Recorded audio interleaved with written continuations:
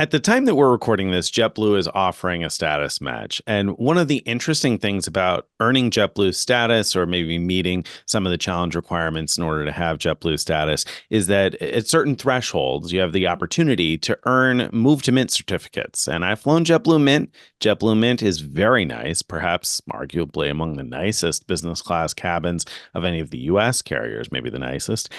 So it seems really intriguing and pretty attractive that we might be able to move to Mint, but I don't have JetBlue Elite status. I've never used these Move to Mint certificates. And I know sometimes these things sound great, but might be hard to use. So I'm really curious, Greg. I know you have Elite status with JetBlue. Can you show us how to find availability for and how to use Move to Mint certificates?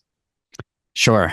So I have JetBlue Elite status from a prior status match that was available last year, and now my status is going to be ending pretty soon. I have two Move to Mint certificates left, and I'll show you how it's possible to use those certificates. I'm logged into my JetBlue account, and now I'm going to do a search for flights from New York to London, and we're going to see how to find how many Move to Mint certificates are required for different flights, and then how to apply them. So I'll hit search flights, and it says I may need proof of return travel because I'm looking at just a one-way flight. All right. So once the results come up, you can click into any of the search results to see how many Move to Mint certificates are required as long as you have the right level of elite status. And this seems to only work on nonstop flights. So I'll only look at these first two search results. And as you see, let's say you want to go on the 9:13 p.m. one.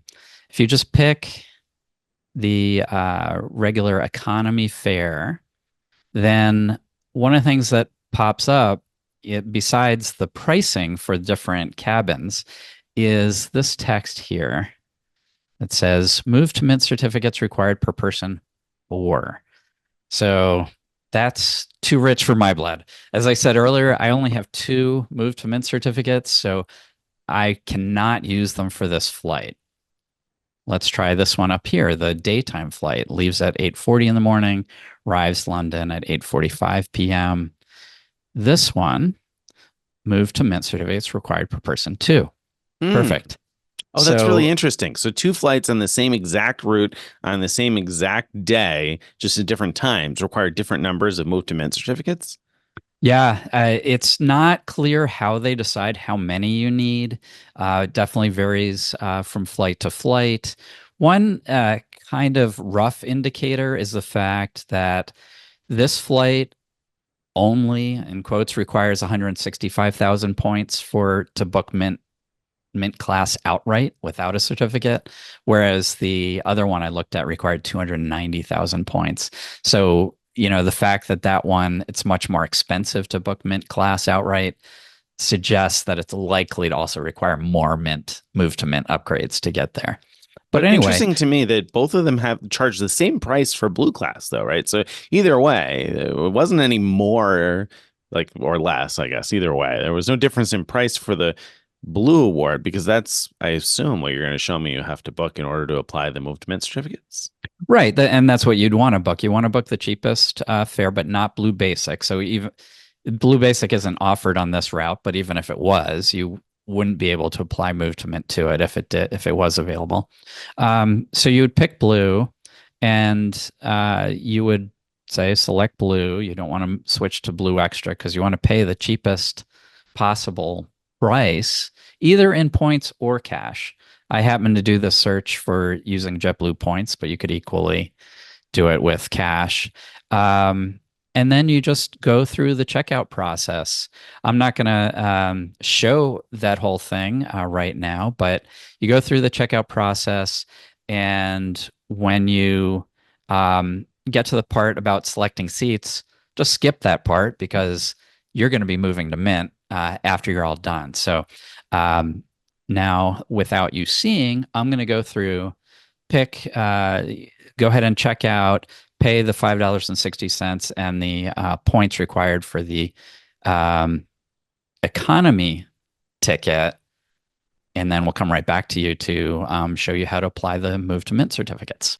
Okay, so I booked that flight. I booked the economy flight from New York to London, that daytime flight, and paid a pretty small number of JetBlue points.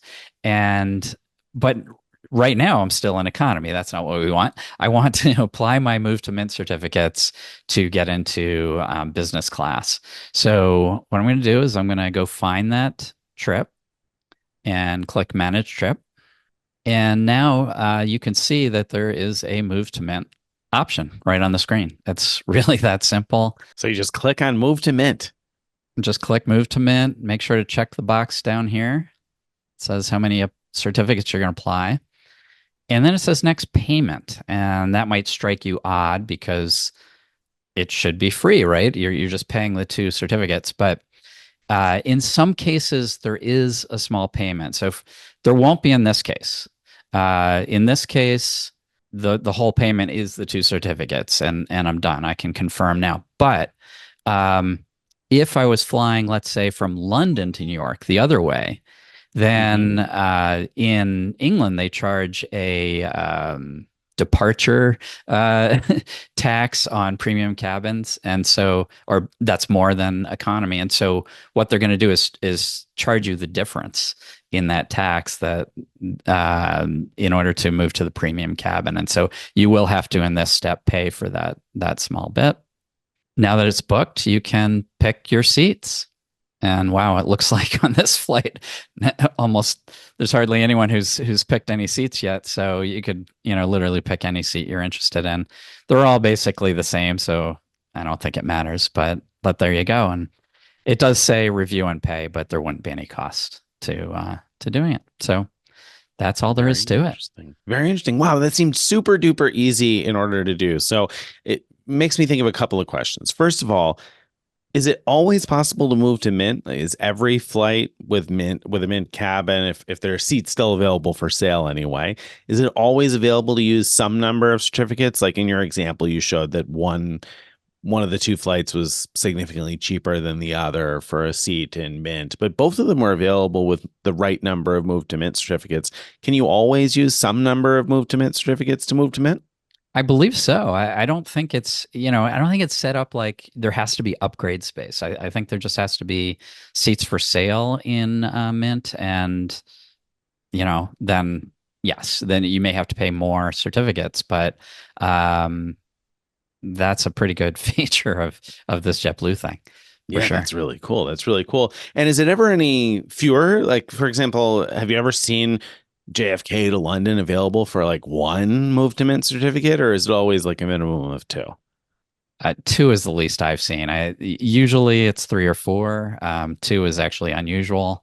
I think where you're more likely to see 1 or 2 is with the Mint flights that are more regional, so either flying across the country or flying to the Caribbean on those kind of flights. Then I imagine there you might be more likely to see 1 or 2. But no, I was actually feeling pretty lucky to find 2 so quickly and easily for this example. But yeah, 3 or 4 is what you should expect for flying internationally. Cool. So these seem really easy to use overall. A pretty good feature of the program. If you're able to earn Move to Mint certificates, it seems like they could be pretty useful.